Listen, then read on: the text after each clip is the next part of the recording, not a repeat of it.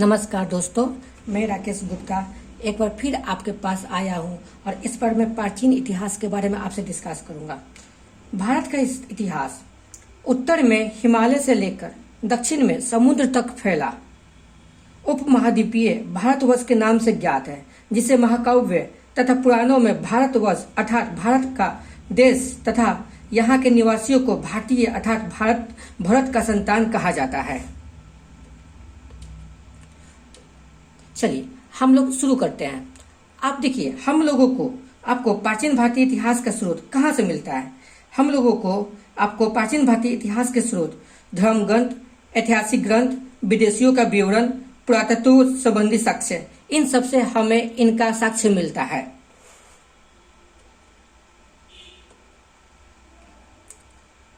दोस्तों, हमारा प्राचीन इतिहास बहुत ही खुशहाल रहा है। हम लोगों को हम लोग का भारत के देश को सोने का चिड़िया कहा जाता था।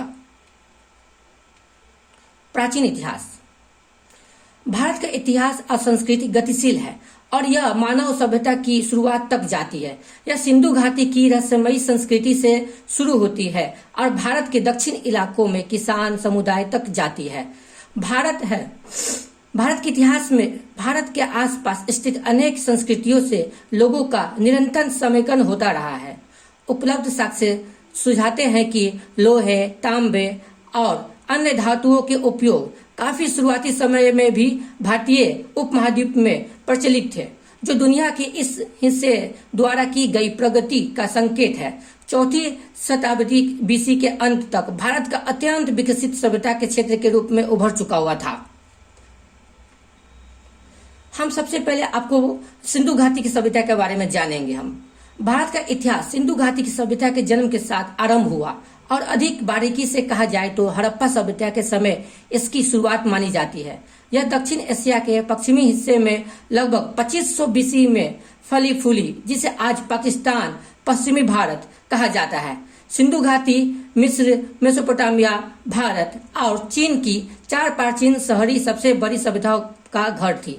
इस सभ्यता के बारे में 1920 तक कुछ भी ज्ञात नहीं था, जब भारतीय पुरातत्व विभाग ने सिंधु घाटी की खुदाई का कार्य आरंभ किया, जिसमें 2 पुराने शहरों अर्थात मोहनजोदड़ो और हड़प्पा के भग्नावशेष निकल कर आए। भवनों के टूटे हुए हिस्से और अन्य वस्तुएं जैसे कि घरेलू सामान, युद्ध के हथियार, सोने और चांदी के आभूषण, मुहर, खिलौने, बर्तन आदि दर्शाते हैं कि इस क्षेत्र में लगभग 5000 साल पहले एक अत्यंत उच्च विकसित सभ्यता फली फूली थी। दोस्तों देखिए, हमें सबसे पहले क्या हुआ था ना कि यहाँ पर जब हमारे भारत में जब रेल पटरी आपको लॉर्ड डलहौजी के समय में आपको बिछना शुरू हुआ, तो उस वक्त उस खुदाई में ही हमें सिंधु घाटी की हमें साक्ष्य मिले। इससे हमें पता चला कि नहीं, हमारा जो ये सभ्यता है ये बहुत ही पुराना है। देखिए हमें कैसे पता चलता है, देखिए आखिर में ये कोई भी आपको जब खुदाई होती है तो हमें कैसे पता चलता है ये कितना पुराना है। तो हमें यह पता चलता है कार्बन डेटिंग के द्वारा, यानी कि C14 के द्वारा आपको हमें इसकी पता चलती है। रेडियो कार्बन C14 जैसी नवीन विश्लेषण पद्धति के द्वारा सिंधु सभ्यता की सर्वमान्य तिथि 2400 ईसा पूर्व से 1700 ईसा पूर्व तक मानी जाती है। सिंधु सभ्यता की खोज राय बहादुर दयाराम सहनी ने की थी। आपको हम इसको पिक्चर के थ्रू, एकदम वीडियो के थ्रू समझेंगे हम लोग। आप देख सकते हैं कि आखिर में कार्बन डेटिंग कैसे प्रोसेस करता है। जब हमें कोई भी साक्ष्य मिलता है, चाहे वो हड्डी हो या कुछ भी हो, तो इसे हम कैसे कर सकते हैं। तो सबसे पहले हम क्या करते हैं, जो हमें बोन मिलता है उसको क्लीन करते हैं, फिर small samples and taken grounded into smaller pieces for the treatments. ठीक है, उसके बाद देखिए इसमें क्या करते हैं ना हम लोग, इसमें आपको इसमें केमिकल डाला जाता है, आपको एडिशनल आपको केमिकल्स डाले जाते हैं। उसके बाद क्या कहा जाता है, आपको फॉर्मेशन ऑफ द ब्रोंज किया जाता है बेंजीन्स के द्वारा। इसके द्वारा क्या होता है ना कि हम आपको कार्बन डेटिंग के द्वारा हम क्या कर सकते हैं, पता कर सकते हैं यहाँ कितना साल ये पुराना है। तो आप लोग को पता ही है, सिंधु सभ्यता की खोज राय बहादुर सहनी ने की थी। यही वो महान पुरुष है जिन्होंने हमारी सिंधु सभ्यता की खोज की और इनके द्वारा ही आज हमें पता चला है कि हम लोग की सभ्यता कितनी पुरानी है।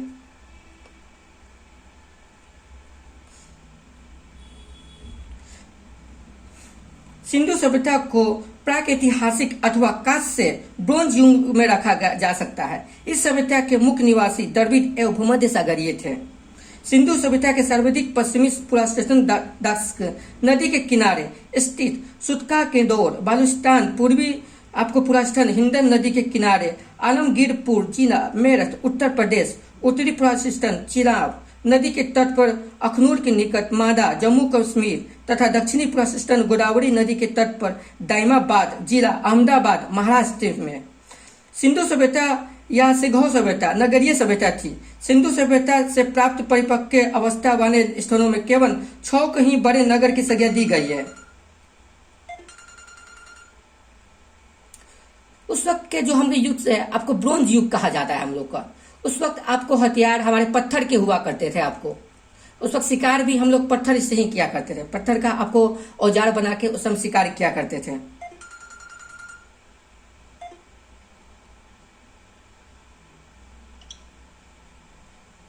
जैसा कि आप इसमें देख भी सकते हैं कि किस तरह आपको है दिया हुआ। सिंधु सभ्यता या सैंधव सभ्यता नगरीय सभ्यता थी। सिंधु सभ्यता से प्राप्त परिपक्व अवस्था वाले स्थलों में केवल 6 को ही बड़े नगर की संज्ञा दी गई है।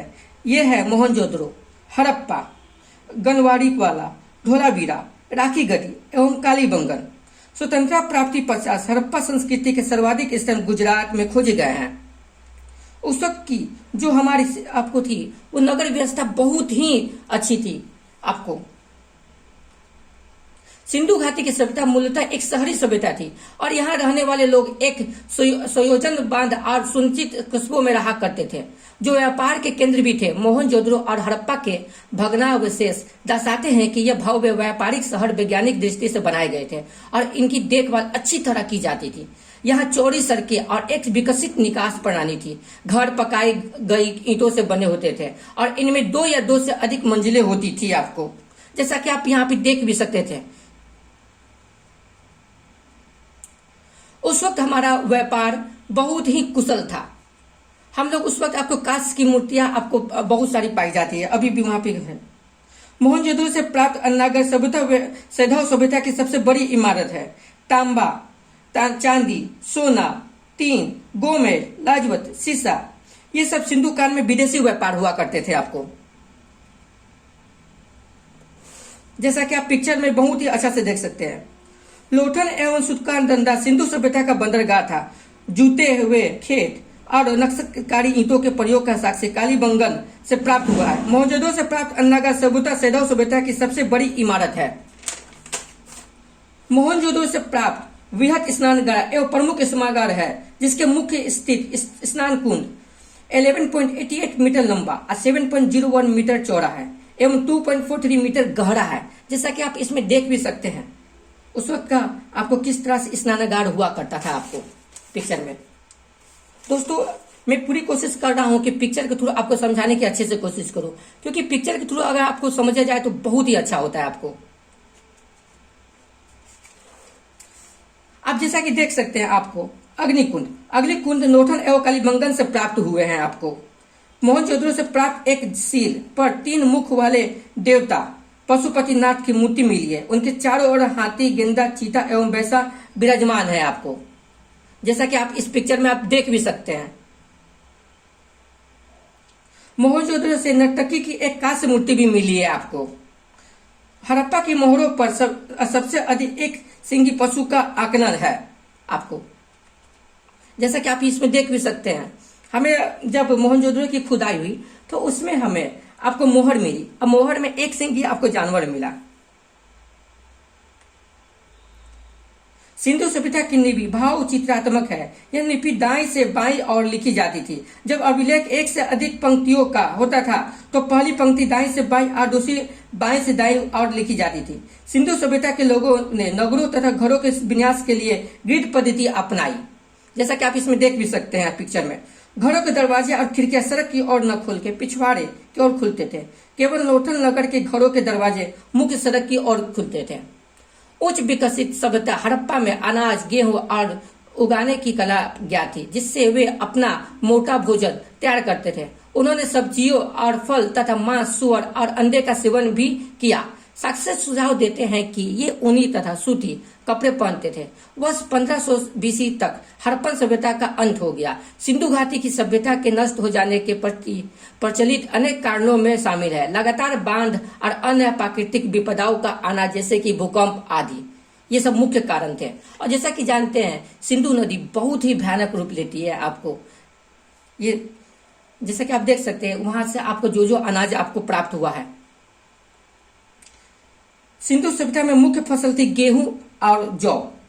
सेंधववासी मिठास के लिए शहद का प्रयोग करते थे। सेंधववासी मिठास के लिए शहद का उपयोग करते थे। रंगपुर एवं नौतन में से चावल के दाने मिले हैं, जिनमें धान की खेती होने का प्रमाण मिलता है। चावल के प्रथम साक्ष्य लोथन से ही प्राप्त हुए हैं। सुरकोटदा, कालीबंगन एवं लोथन से सेंधववालीन घोड़े के अस्थिपंजर मिले हैं। तौल की इकाई दोस्तों, यहाँ पर हम देख सकते हैं तौल की इकाई सभ्यता 16 के अनुपात में थी। जैसे कि आप देख भी सकते हैं उस वक्त कैसा तराजू हुआ करता था। आपको सेंधव सभ्यता के लोग यातायात के लिए 2 पहियों एवं 4 पहियों वाली बैलगाड़ी या भैंसा गाड़ी का उपयोग करते थे। मेसोपोटामिया के अभिलेखों में वर्णित मेलुहा शब्द का अभिप्राय सिंधु सभ्यता से ही है। संभवतः हड़प्पा संस्कृति का शासन वर्णिक वर्ग के हाथों में था। पिग्गत ने हड़प्पा एवं मोहनजोदड़ो को एक विस्तृत साम्राज्य की जुड़वा राजधानी कहा है। सिंधु सभ्यता के लोग धरती को उर्वरता की देवी मानकर उसकी पूजा किया करते थे। वृक्ष पूजा एवं शिव पूजा के प्रचलन के साक्ष्य भी आपको सिंधु सभ्यता से मिलते हैं। आपको